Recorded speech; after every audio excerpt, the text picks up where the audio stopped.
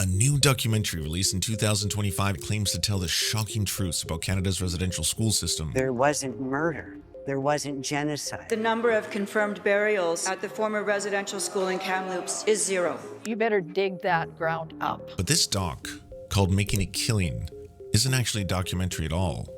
It's part of a growing wave of right-wing anti-Indigenous propaganda. A production of far-right BC legislator Dallas Brodie, the film is both a piece of extravagant personal promotion as well as genocide denialism designed to dehumanize Indigenous people. And it's having an impact. With over 500,000 views on YouTube as of 2026, the film is making viewers ask the question, was reconciliation built on a lie?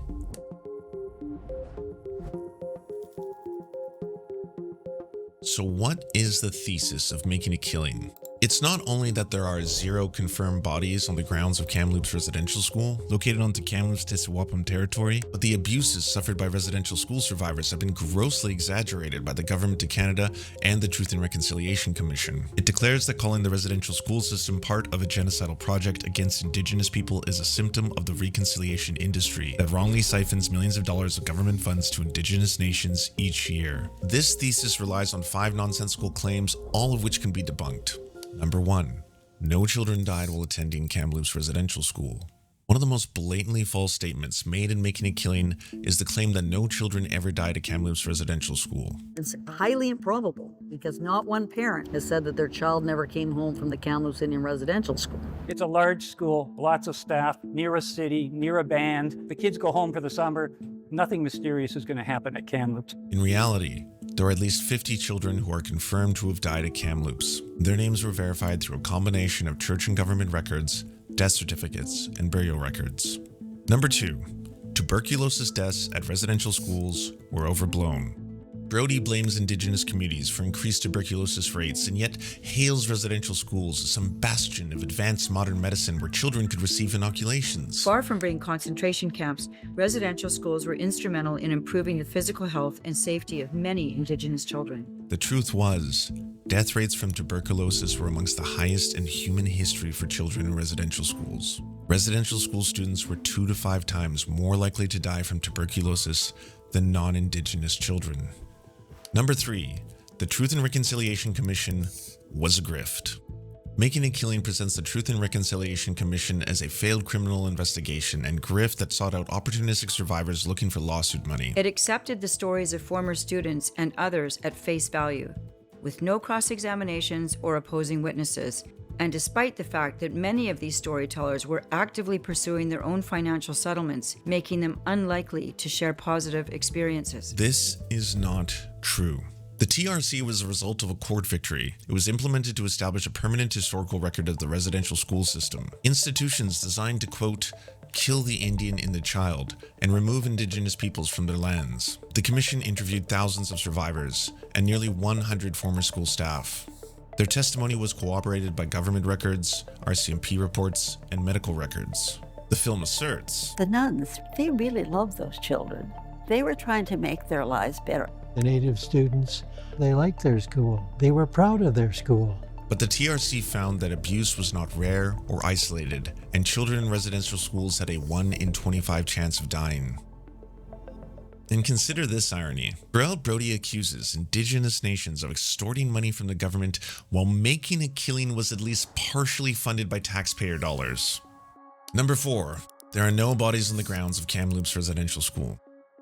Brodie mentions repeatedly that ground-penetrating radar, or GPR, can only detect underground anomalies, not confirm the existence of human remains. Ground-penetrating radar cannot identify anything but an anomaly. Ground-penetrating radar. It can't see or confirm the presence of human remains. You can't tell even if there's remains, so how do you know that there's children as young as 3 years old? But no one said it can confirm human remains. In clips used in the documentary itself, the anthropologist hired by Kamloops Tishkwepek says the GPR is used alongside records and survivors' testimony only to identify potential unmarked graves. We could never say definitively that they are human remains until one excavates.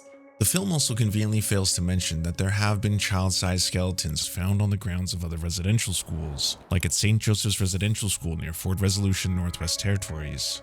Exhuming children's bodies requires immense care, planning, and funding, and the Kamloops Tishkwepek have not begun an excavation at Kamloops Residential School. To conclude then that there are zero bodies is to intentionally mislead your audience.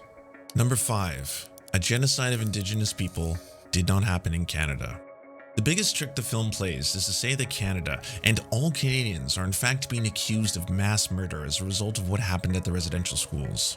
It had been 4 years since Canadians were accused of mass murder in Kamloops. It then defines genocide as only a mass murder event, showing imagery of the Holocaust and the Tutsi genocide in Rwanda and questioning whether or not the residential school system compares. Which is kind of odd for a lawyer, right? Like she should know the UN definition of genocide. This conflation allows Brodie to contend that if no mass murder occurred and genocide equals mass murder, then no genocide took place in Canada. The issue here is that A, murder is not the only way the UN defines genocide. One definition is the consistent removal of children from their communities and culture. And B, there's documented evidence of what is now recognized by the Government of Canada as cultural genocide. The forcible removal of children from their families, the erasure of their names, their language, their culture, their spirituality. It was to kill the Indian within the child. Thousands of children are confirmed and documented to have died at these schools, some from neglect, some from disease, some from abuse, and some from trying to run away. Neither the Truth and Reconciliation Commission nor any Indigenous band is trying to claim that this is identical or the same to the Rwandan genocide, but that it fits the UN definition of genocide in an ongoing process of colonization. Ultimately, her effort to disprove the existence of genocide in Canada rests on nothing.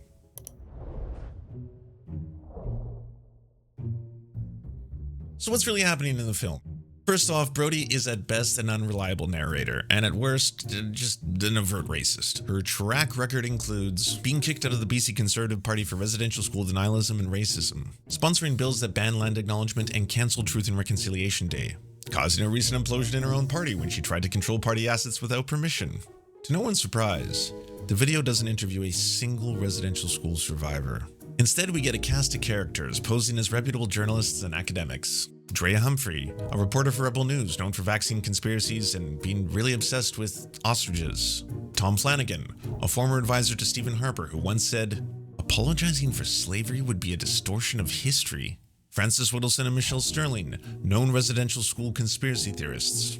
Lord Nigel Biggar, right-wing Anglican priest who likes to lecture why colonization is good actually because some cultures are inferior to others. Jim McMurdy, a teacher who got fired from his school for teaching his students residential school denialism, and a former residential school teacher who was accused by students of beating them with a hockey stick. These interviewees didn't just come out of the woodwork. They're some of the most well-known voices in residential school denialism in the country. It may be tempting to write off Brodie and her cast of characters as outliers. However, according to Sean Carlton, professor of history and Indigenous studies at the University of Manitoba, it's important not to.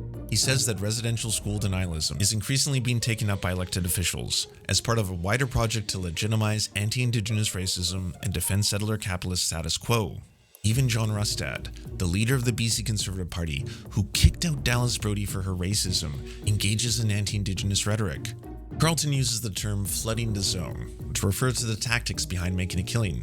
The point is to overwhelm the public discourse with misleading claims, half-truths, and distortions so that people have difficulty discerning reality from fiction to the point where confusion replaces accountability. Mix in with what appears to be a high-production documentary, and you have a dangerously persuasive combo. In the end, here's what Brodie is after. She wants you to think, if reconciliation is based on a lie, why should you participate in it? She wants you to stop reckoning with the country's real history. She wants you to look away. Don't. The colonization behind residential schools is still alive and active today. Missing and murdered Indigenous boys, girls, and women. More Indigenous children in state care than at the height of residential schools. More land theft. The rising tide of anti-Indigenous racism seeks to confuse us as to how we got here, so we don't fight for a better future. Because genuine reconciliation in Canada starts with the truth.